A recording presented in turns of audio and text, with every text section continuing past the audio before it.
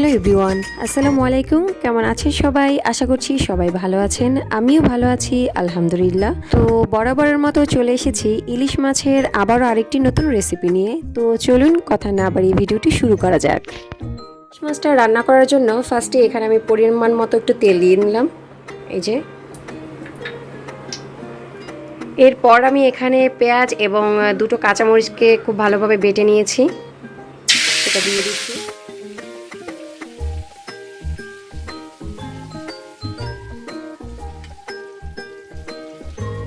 তো এবার আমি পেঁয়াজটাকে হালকা একটু ভেজে নিচ্ছি। তো পেঁয়াজটাকে ভেজে নিলে হালকা খুব সুন্দর একটি ফ্লেভার আসে।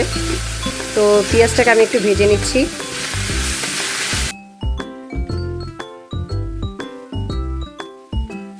এবার দিয়ে দিচ্ছি সামান্য একটু পানি, যেন নিচে পুড়ে না যায়।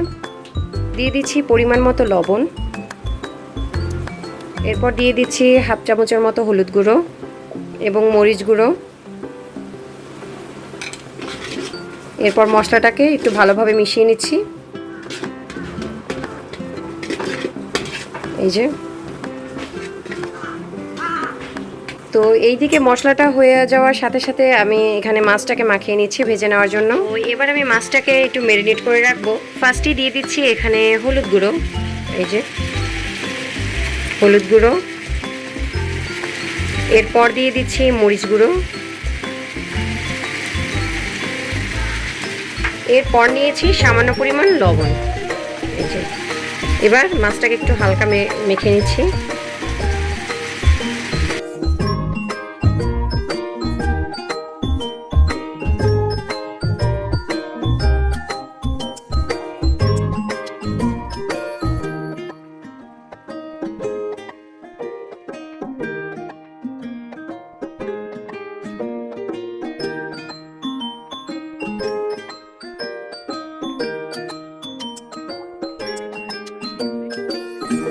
তো মশলাটাকে খুব ভালোভাবে কষিয়ে নিচ্ছি এখানে।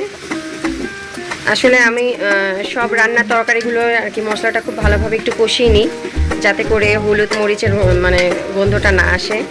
এই যে দেখতেই পাচ্ছেন।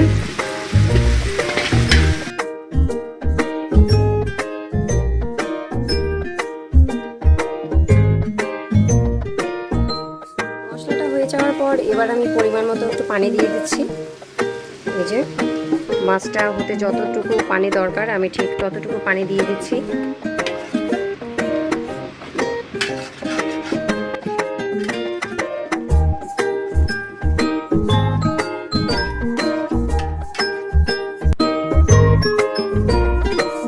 মাছগুলোকে ভেজে নিচ্ছি, এই যে।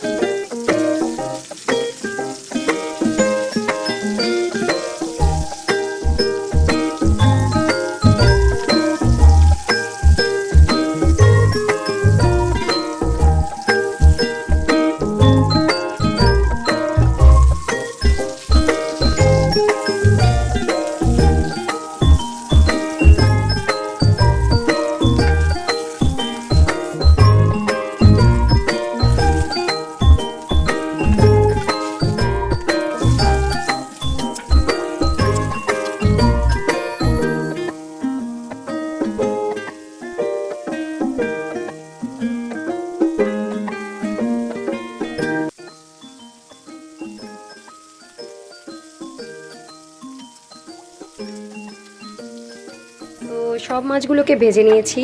এবার এখানে মশলা যেহেতু আগে কড়াই ছিল, এবার আমি মাছগুলোকে দিয়ে দিচ্ছি। যে দেখুন,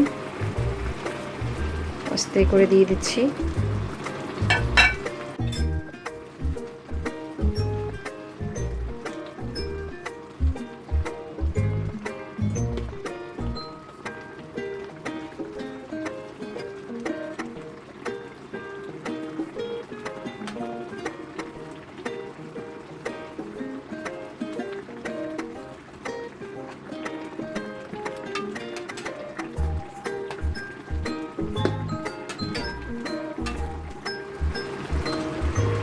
এই যে মাছগুলো একটু উল্টি উল্টি দিচ্ছি, কেননা এর মধ্যে যেন মশলাটা ভালোভাবে যায়।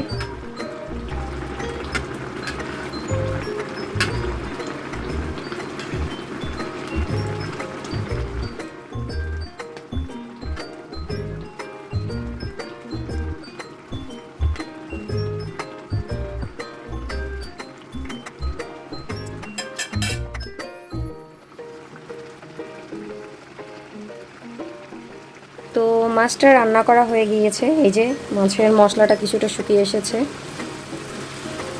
পুরোপুরি রান্না করাটা হয়ে গেছে। এবার আমি চুলার আঁচটা নিভিয়ে দিচ্ছি। তো ফাইনালি মাছটাকে রান্না করে ফেললাম এবং কালারটা এরকম এসেছে, অথবা ক্যামেরায় বোঝা যাচ্ছে না, বাট কালারটা কিন্তু খুবই সুন্দর এসেছে। এই ছিল আমার আজকের আয়োজন এবং পরবর্তী ভিডিওতে আবার দেখা হবে। ততদিনে আপনারা ভালো থাকুন এবং সুস্থ থাকুন। আল্লাহ হাফেজ।